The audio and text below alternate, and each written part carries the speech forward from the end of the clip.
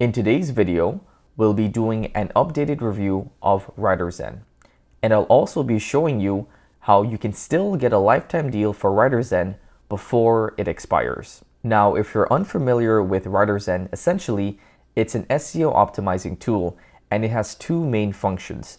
The first function is finding topics to write about.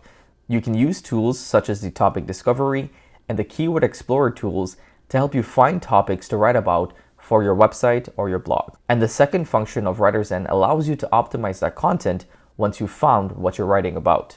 If you are interested in getting a plan for Writerzen, I highly recommend that you go out and you grab the lifetime deal that's available on appsumo. Now, this deal isn't available forever. There's only a couple days left, but instead of paying monthly, you can go ahead and pay one time and you'll have access to Writerzen for a lifetime. Included at the starting plan of $69, you'll be able to have lifetime access, as I mentioned, all future basic, standard, and advanced plan updates, and you'll have 50 keyword lookups per day, 50 content briefs, 50 topics, and 25,000 words checked per day, 25,000 keyword credits, 5,000 AI writing words, and 3,000 keywords per import, and a 3,000 word limit per check, and a 20 keyword list. And if you really like Writerzen, you can always go ahead and get the double or the multiple plans. And again, you just get a lot more keyword credits, a lot more AI words, and just overall a lot more credits if you pay for a higher plan.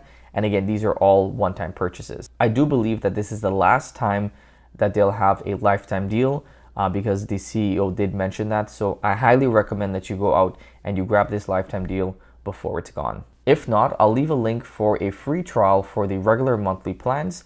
And again, these plans are still not that pricey when compared to other SEO optimizers. So once you have a plan for Writerzen, this is what your dashboard will look like. So to get started, you want to go ahead and use the topic discovery. And this is where, if you don't have an idea of what you want to write about, you can go ahead and enter a broad topic and get some ideas in that niche in which you would like to write about. So for instance, if I'm in the camping niche and I want to find some blog post topic about camping tents, I can go ahead and enter that keyword, and the AI will give me some different clusters and different variations of that topic in which I can write about. So this is what the topic discovery will look like once it's finished loading. So as you can see, we have the main topic, which is camping tents, and we're able to see the volume in which we can expect for that keyword each month. And as we can see below this are some ideas for content in which we can write about. And if we click the drop-down menu, we'd be able to see more ideas for this specific keyword. So again, we have different types of camping tents, flame retardant applications in camping tents, 10 best camping tents of 2022, the best car and family camping tents. So we can see that we're getting some variations of blog posts that we can talk about. Maybe we can focus more on car and family camping tents, or we can do a comparison of different camping tents. So that's for the main cluster, but as you can see, we have different clusters that maybe we wouldn't have thought about. So outdoor camping tents. So we see a cluster about inflatable camping tents. So again, that may be a variation of that topic that we would like to write about, and that would be relevant for our blog post. We have beach camping tents, and so on and so forth. So this is showing us all of the topics based upon relevancy.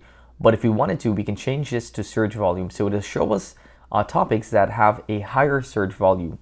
So winter tents, pop camping tents, large tents, camping shower tent, inflatable camping tents. We see this again, camping shade. So again, we have different variations of this topic in which we're searching about, but now it's ordered by search volume.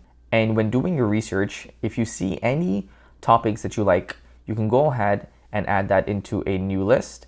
So I'll just go ahead and add it to one of the lists that I already have here, but you'd want to go ahead and create a new list for that new topic. And when you expand the ideas for a certain topic cluster, on the right-hand side, you'll be able to see some Google Suggest Insights. So you'll be able to see some questions that people are asking on Google, some prepositions, and some comparisons of questions and insights that people are asking for on Google. And once you find a topic that you think is relevant and a topic that you would like to write about, you can head over to the Keyword Explorer tab and do some more research on that keyword.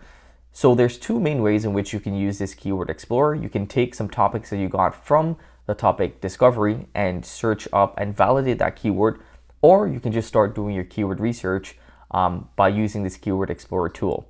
Now, I've used this tool before, and I have to say that Writerzen has done a really, really good job at creating a very powerful and useful Keyword Explorer. So even if you're just doing keyword research for your blog post, you can start right in this section. So I've went ahead and I've pasted in the topic that we found while doing our topic discovery. And as you can see, we have a lot of information about this keyword. So the first thing that we see is the SERP overview. So this is the top 10 blog posts that are ranking for this keyword. We can see their rank, we can see some information about those websites. And if we take a look at the left-hand side, we can see the overall search volume, we can see the cost per click, and we can see some other keyword ideas. And we can also see the search volume trend. So we can see the search volume per month for this keyword. And if we scroll down, this is where you'd be doing most of your keyword research. So you can see that keyword, you can see the trend, the volume, the cost per click, and the word count. And if you want to get some more information, I highly recommend that you go ahead and use the golden filter.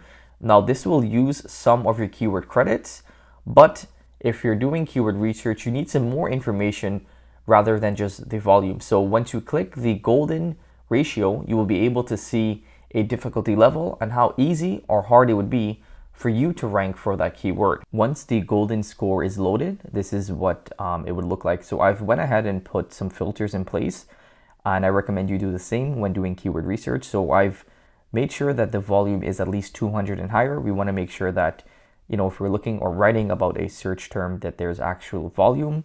And I also usually exclude words such as Walmart, Target, or near me. And you want to go ahead and hit apply. Now we can see that we actually have some pretty good keywords here in which we can target. So best brands of tents for camping, camp tent for 2 persons, huge tents for camping, pop-up showers for camping, luxury big camping nets, party tents, camping tents for 5 persons, and so on and so forth. And as we can see for these keywords, for instance, camp tent for 2 persons, there's a decent search volume, and we can see that the golden score is 1.001. Now the golden score is a weighted number, so anything between 1 and 1.6 would be considered good, and anything over that would be considered a little bit more difficult for you to rank for that keyword. So when doing your keyword research, you want to keep this in mind, and you want to go ahead and obviously try to write for keywords that would be easier to rank for, especially if you're a newer website or blog. But as you can see, by using these filters and using the golden ratio, you'd be able to find some really good keywords for any topic in which you're writing about. And again, if you like any of these keywords, you can go ahead and check mark it and add it to a keyword list. But all in all, I really like the keyword research tool that's included in Writerzen. Sometimes it can be a little bit slow to load, but you're able to get a lot of information, really validate a topic before going ahead and writing about it. Now, once you've went ahead and chosen a keyword in which you'd like to write about, you want to go ahead and use the content creator. Now, this is where you'll be able to optimize your blog post content to help increase the likeliness that you'll rank on the first page of Google. In order to get started, you want to go ahead and start a new project and give it a name. So you want to enter your seed keyword when using the content creator and go ahead and click add.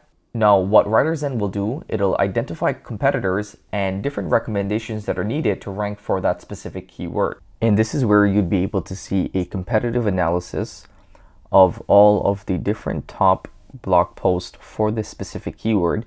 And you'd be able to go ahead and start building out your outline for that blog post. And on the right-hand side, you'll also be able to see or have an idea of how many words, paragraphs, images are needed for this blog post if you want to rank on the top positions of Google. So you want to go ahead and click on the top ranked blogs and go through the outlines or the H tags that they've used in their blog post. And you want to go through and take a look at relevant outlines or topics in which they've included, and you can go ahead and add that to your outline. So in this section, you're starting to build your outline for your blog post by doing competitive analysis. And once you're finished, you want to go ahead and set up your keywords. Now this will show you competitors' keywords, so you can go ahead and take a look at some keywords that maybe you missed while doing your keyword research and add that to your list. Or on the next tab, you'll be able to find different opportunities for variations of keywords that you might have missed. And once you're happy with all of your keywords in your outline, you want to go ahead and start writing.